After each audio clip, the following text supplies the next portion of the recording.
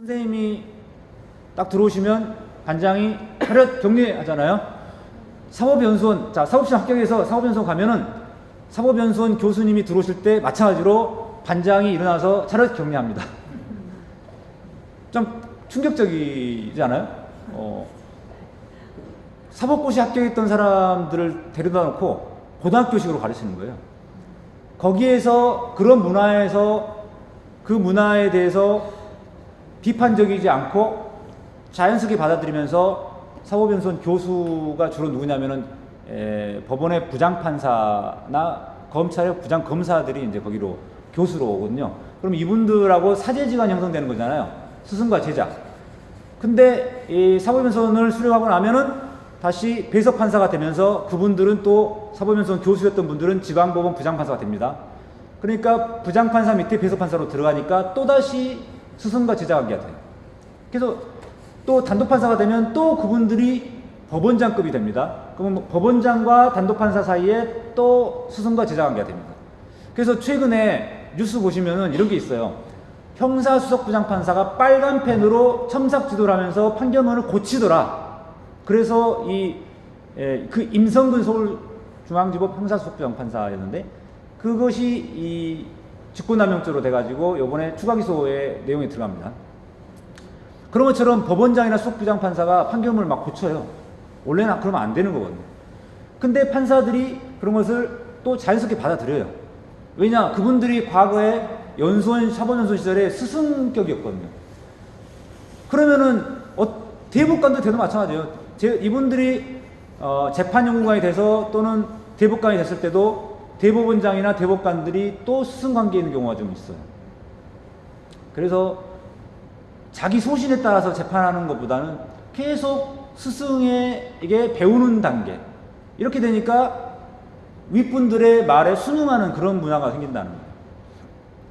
자, 그래서 이 사법농단 사태는 다시 정리하자면, 자, 양승태 대법원장의 그런 특수한 스타일 플러스 그 다음에 법원행정처라고 하는 조직으로 상징되는 법원의 하나의 권력 강화, 그 다음에 또한 마지막 하나를 추가하자면 판사들이 공부만 하다가 사회의 물정도 모르는 상태에서 바로 판사가 돼가지고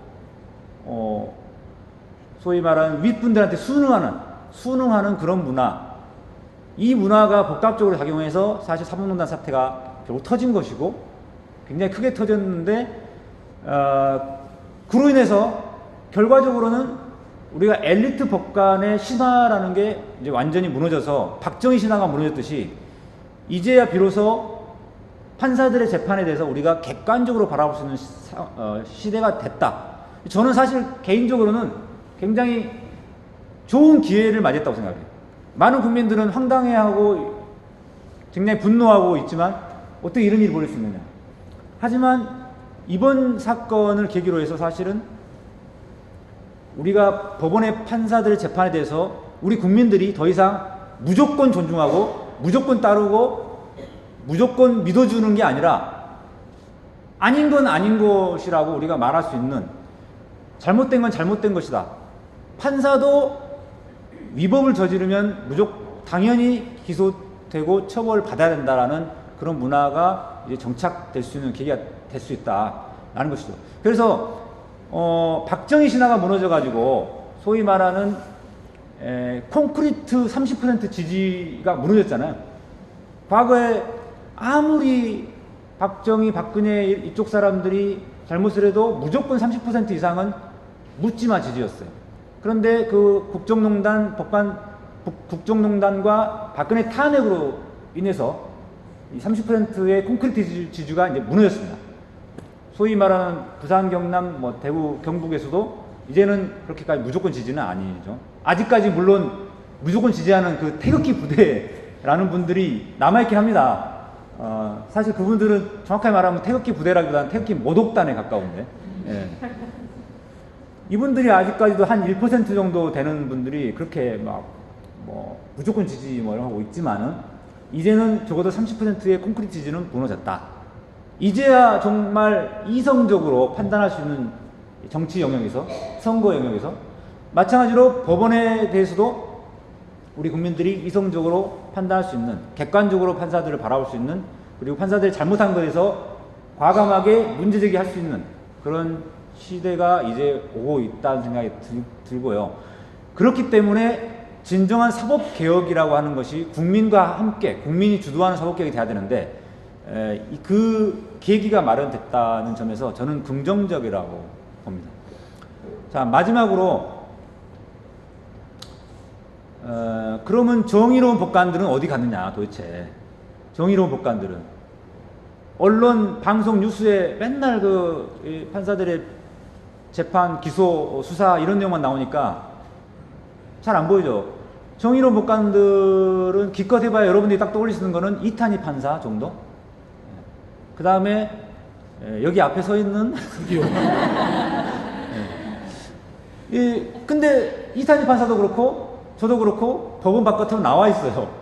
이탄희 판사가 최근에 사표를 썼는데 보셨습니까? 굉장히 안타까운 일이죠. 우리 생각에는 이탄희 판사 같은 사람이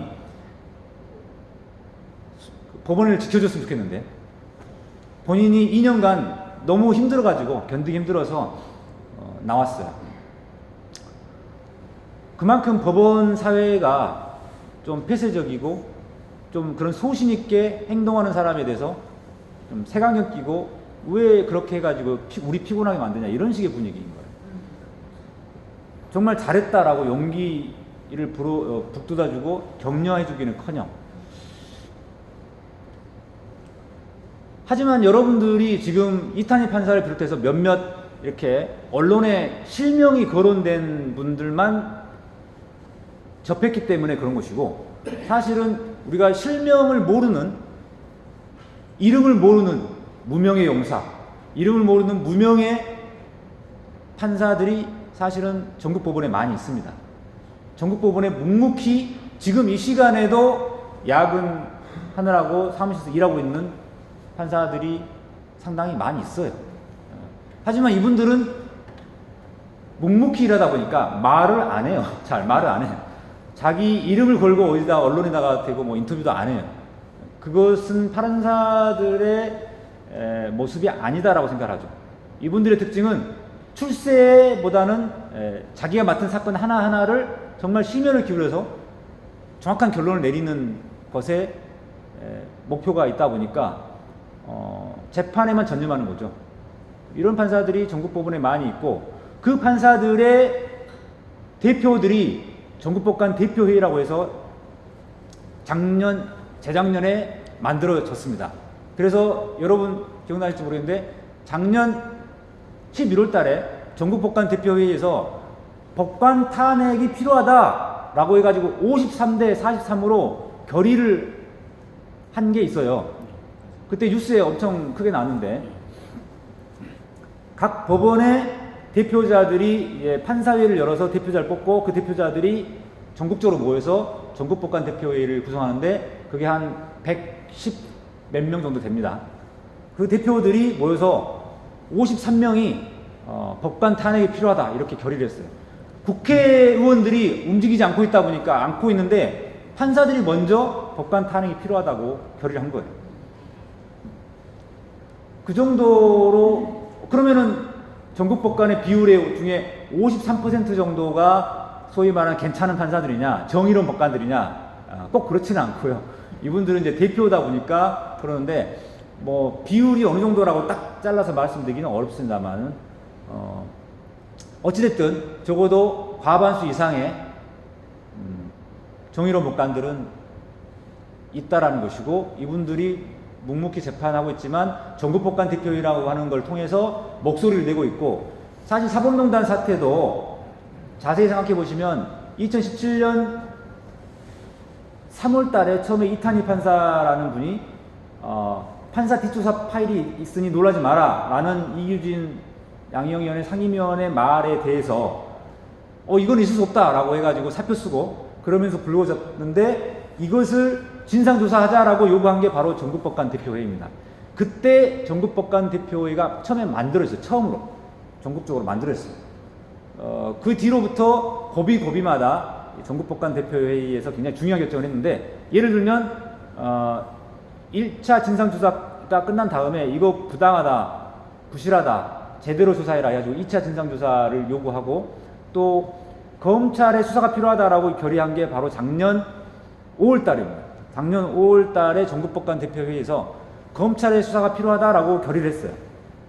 그리고 그러니까 대법원장도 김명수 대법원장도 검찰 수사를 요청했고, 그러니까 검찰이 수사에 나설 수 있었던 겁니다. 검찰에서는 법원에서 자체적으로 조사가 이루어졌는데 먼저 수사를 할 수가 없어요. 그래서 기다렸던 거죠. 그래서 뭐 자유한국당 쪽에서는 마치 문재인 대통령이 검찰의 윤석열 지검장 같은 사람에게 지시를 내려가지고 마치 표적 수사한 것처럼 그렇게 이야기하는데 전혀 그런 사실관계가 맞지 않습니다. 오히려 법원 내에서 자체 조사를 통해서 법관 대표회의가 계속 요구를 했고, 법원 자체 조사만으로는 안 되니까 검찰의 강제 수사가 필요하다고 해서 검찰 수사를 판사들이 스스로 요청을 했고, 그래서 검찰이 수사에 나섰던 거죠.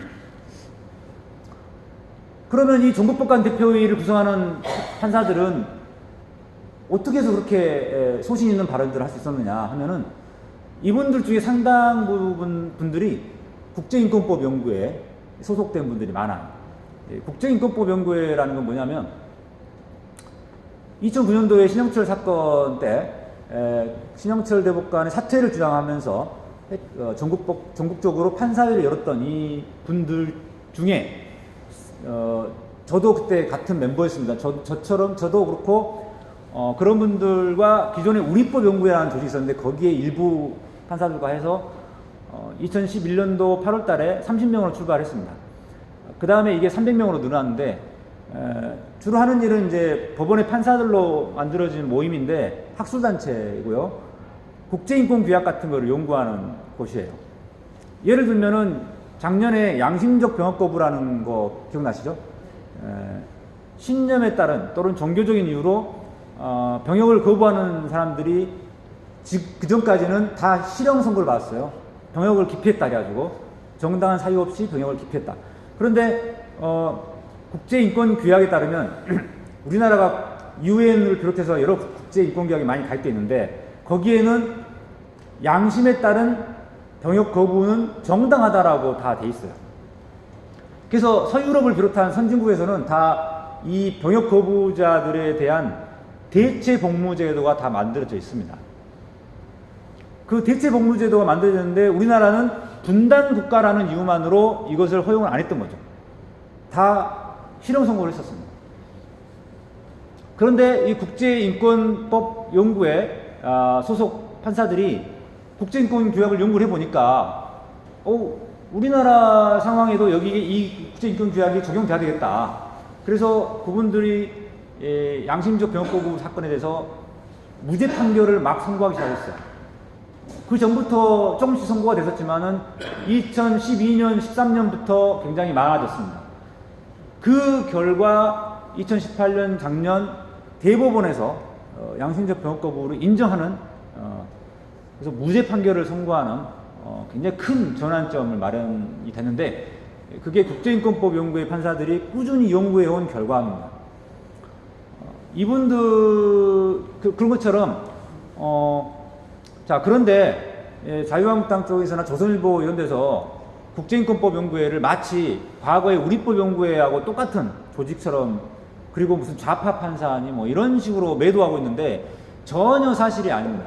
일단 우리법 연구회라고 하는 게 과거에 88년도에 만들어서 여러분 잘 아시는 강금실 장관 같은 분들, 이런 분들이 과거에 판사 시절에 사법민주화를 주장하면서 만들었는데, 이 모임이 노무현 대통령 시절까지 굉장히 활성화됐었어요. 그리고 노무현 대통령 시절에 이용훈 대법원장의 그 각종 형사소송법 개정이나 여러 가지 조치들에 많은 분들이 활동을 했었습니다. 그런데 박근혜 이렇게 정부 들어서면서 특히 이명박 대통령 시절에 조선일보 쪽에서 엄청나게 우리법 연구회를 공격을 많이 했어요. 정치적인 판사들 모임이다, 막 이런 식으로 좌파 판사다. 그래가지고 그게 굉장히 영향력이 약해지고, 그러면서 대부분 판사들이 많이 빠져나왔어요, 회원에서.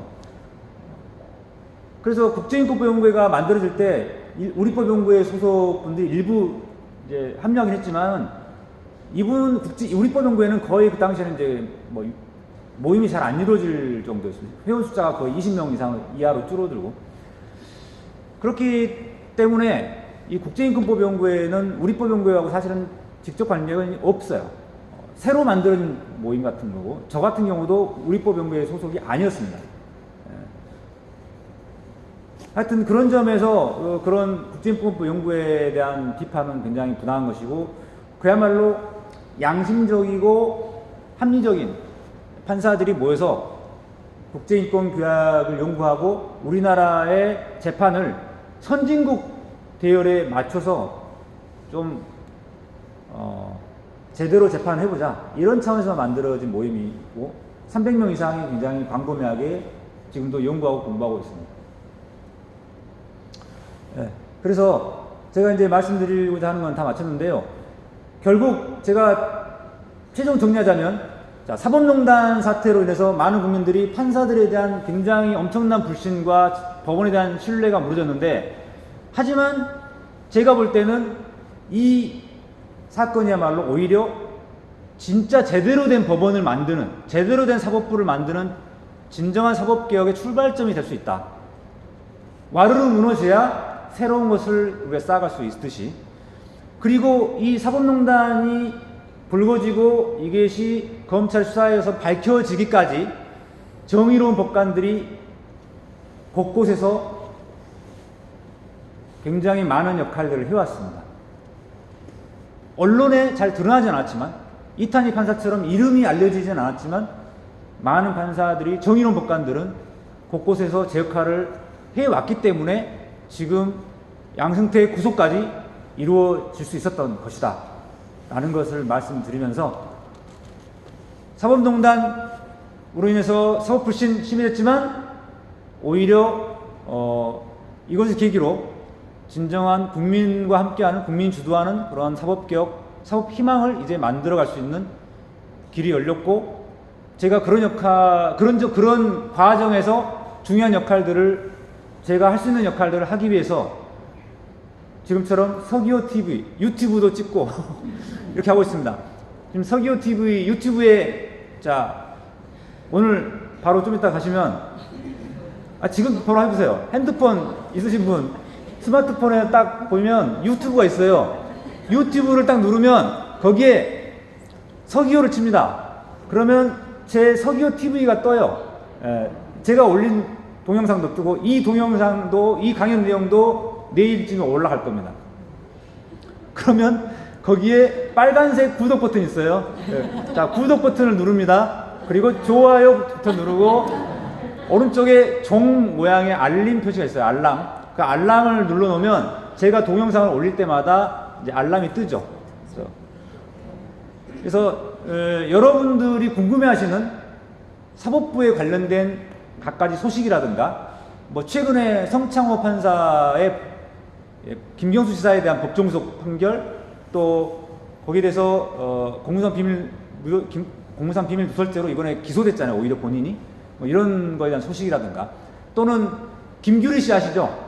배우 김규리. 네. 과거에 이 광우병 파동 때 개념 발언했다가 굉장히 블랙리스트로 곤욕을 치렀던 그 개념 배우 김규리 씨가 오늘 아침에 김어준 뉴스공장에 제가 출연하러 갔더니 9시부터 방송, 라디오 방송 준비하느라고 퐁당퐁당이라고 기다리고 있더라고요. 근데 그 김규리 씨가 저를 보더니 제 편이라고 하면서 제 서기호 TV도 열심히 보고 있다라고 하길래, 잘 됐다, 그러면 깜짝 인터뷰를 합시다. 그래서 제가 김규리 씨 인터뷰해가지고 또 올려놓은 게 있습니다. 김규리 씨 좋아하시는 분들 제 서기호 TV를 구독하시면 김규리 씨 볼 수 있습니다. 그래서 제가 딱딱하고 어려운 사법농단 뭐 이런 것만 제 서기호 TV에 올리는 게 아니라, 또 여러분들이 뭐 다양하게 또 일상생활에서 제가 요즘 특히 뭐 명상을 하고 있는데, 명상이라든가 뭐 일기, 새벽 일기라든지 뭐 여러 가지 그런 주제들도 올리고, 가끔씩 공개 방송을 해가지고 또 참여하신 분들과 같이 디프리하는 장면도 올리고 이렇게 하고 있습니다. 아무튼 결론은 뭐냐? 자, 유튜브에 서기호 TV를 구독해서 손해볼 게 없다라는 겁니다. 굉장히 재밌으실 거예요. 저희 어머니, 저희 아버님 서기호 TV 보시느라고 요즘 일반 TV를 안 보셔요. 네, 여기까지 마치겠습니다. 감사합니다. 자, 질문 받겠습니다. 질문. 네. 질문. 네, 말씀하세요. 아까 말씀 중에 연수원에서 모시 합격한 분들 네. 스승들이 제자를 다 잘 소멸시킨다고 작가 좀 했는데 네. 결국 그 말씀은 지속적으로 판사들은 그런 훈련 속에서 지속되는 그런 카페를 안에서 훈련이 될 거 아닙니까? 그러면 지금 예를 들어서 사법농단은 지금 지금 여러 가지로 이제 변화를 어떤 그 혼돈의 시대를 맞긴 했는데 앞으로 과연 그 카텔 속에서 계속 자란 그 법관들이 제대로 된 판사를 할 수 있겠느냐는 것이 제 첫째 질문이고. 네. 질문이 많으시네요. 예, 예. 저는 그 한국에 살다가 그리고 해외에서 지금 살고 있는데 왜 한국의 판사들이 젊은 판사들이 어떤 그런 어떤 사회생활 아까 말씀하신 대로 사회생활도 없이 사회적인 여러 가지 그 판단할 수 있는 경험들이 충분한데 논리적으로만 가지고 그거를 어떻게 죄를 갖다 판단할 수 있느냐 하는 걸 생각했을 때 변호사협회나 이런 데서 판사를 나중에 연세 같은 경험이 충분히 있은 다음에 판사에 임용하는 방법은 없는지 그 두 가지만 좀. 예, 아주 좋은 질문 하셨어요. 첫 번째로 사법연수원에서 계속 그런 식으로 가르치듯이 스승과 제자 관계로 계속 판사들이 임용되면 또 사법농단 사태가 또 이런 것들이 계속 벌어지지 않겠냐라는 건데, 지금 정확하게 말씀드리면 사법연수원 제도가 올해 내년까지 사실상 폐지됩니다. 무슨 뜻이냐면 사법시험이 2017년에 폐지됐잖아요. 그래서 더 이상 사법연수원에서 수료하는 공부하는 그런 제도가 없어졌어요. 2012년부터 로스쿨이 생기면서 사법시험은 2017년에 폐지한다 이렇게 못 박아놨거든요. 이제 사법연수원을 수료한 사람은 이제 없어지는 거고요. 로스쿨에서 각 전국 대학의 로스쿨에 전국에 있는 그 로스쿨에서 3년 공부하고 변호사 시험 합격해서 이제 법조인이 되는데, 그렇기 때문에 과거의 사법연수원에서 도제식 교육 시스템이라고 하는 그런 스승과 제자 관계 이런 것들이 이제는 사라지게 됐습니다.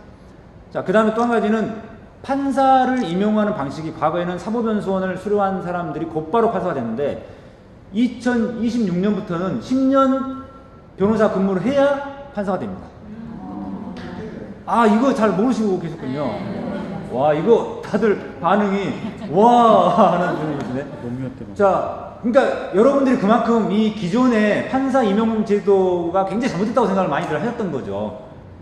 공부만 잘해가지고 그냥 판사 돼가지고 세상 물정도 모르는 사람들이 머리 새파란 젊은이가 희끗희끗한 할아버지를 재판하는 이런 참 말이 안 되는 일들이 있었는데, 자, 이런 문제가 2026년도에는 이제 없어지고요. 그럼 지금은 어떠냐? 이게 과도기를 두게 돼 있어가지고 3년, 5년, 7년 과도기를 거칩니다. 그래서 지금 현재는 5년 이상 변호사 경력이 있어야 판사가 됩니다. 그리고 내년인가 내후년부터는 7년 근무를 해야지 판사가 되고요. 이런 식으로 단계별로 거치게 돼서 10년 경력이 있어야 되는 것으로 바뀌게 되면 많은 변화가 또 생길 것 같아요. 그러면 적어도 진짜 판사 공부만 하다가 세상 좀 모르고 이렇게 판사 되는 일들은 이제 없어지는 거죠. 감사합니다. 네, 네, 또 질문. 네. 저희 사법부에 마련하고 있는 괘씸죄, 네, 괘씸죄, 유전무죄, 네. 그거는 안 바뀌겠죠? 예, 그것도 상당히 저는 갈 거라고 생각합니다. 하지만은 뭐 몇십 년 지나면은 이제 차츰 없어질 거라고 생각하는데, 사실은 옛날 뭐 70년대, 80년대, 90년대보다는 조금 완화긴 되긴 했어요. 제가 판사가 됐던 2000년대에 비해서도 지금 보면 많이 완화가 됐고 전관예우도 많이 완화됐고, 자, 그런데 그런 과거의 잘못된 우리나라 재판의 악습들이 상당 기간 그래도 갈 거라고 생각은 들어요. 왜냐하면 지금 현재 법원의 판사들이 대부분 10년 전에 뭐 됐던 판사들이 대부분이잖아요. 뭐 그 최근에 된 판사들은 배석 판사로서 그 오래됐던 판사들한테 배우는 단계에 있고 뭐 이러다 보니까 자 괘씸죄나 아까 유전무죄, 무전유죄 이런 관행들은 결국 이거는 아까 말한 그 판사 임용 제도와 관련이 또 있어요. 판사가 공부만 열심히 해가지고 사법연수원에서 배워서 판사가 되니까 법원의 어떤 관행, 선배 법관들이 했던 관행을 계속 따라하는 거예요. 이게 문제가 있다라고 생각을 못해요. 문제가 있다고 생각해도 아 그래도 이게 기존에 이렇게 해왔는데 이렇게 다른 생각을 못하는 거죠. 그런데 만약에 10년 동안 변호사 하다가 판사가 되면 그 판사는 자기가 변호사 할 때 아 괘씸죄로 자기가 예를 들어서 판결을 받아봤다, 부당한 판결을 받았다고 생각하면은 아 나는 판사가 되면 이렇게 하지 않아야지 이런 생각들을 하게 될 거 아니겠어요. 그러기 때문에 저는 그 아까 판사 임용제도 바꾼 거 그걸 법조 일원화 제도라고 하는데요. 법조 일원화 제도가 좀 정착되고 하면은 많이 좀 좋아지지 않을까 생각은 듭니다. 네.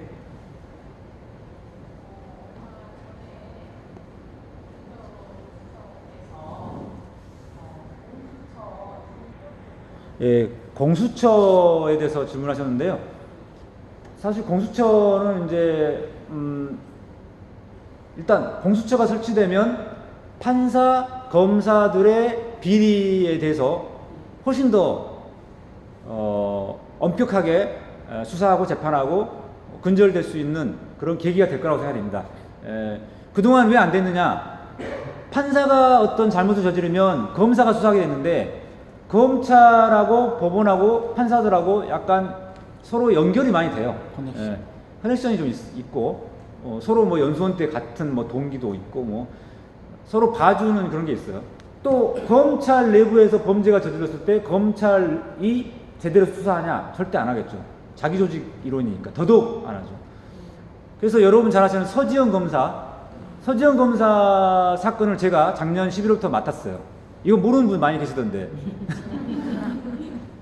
제가 그분 사건을 맡아서 민사사건하고 형사사건에 제가 피해자 법률 대리인으로 활동을 했는데, 그 결과, 올해 1월 달에 그 가해자인 안태근에 대해서 법정 구속 2년 판결이 선고됐죠.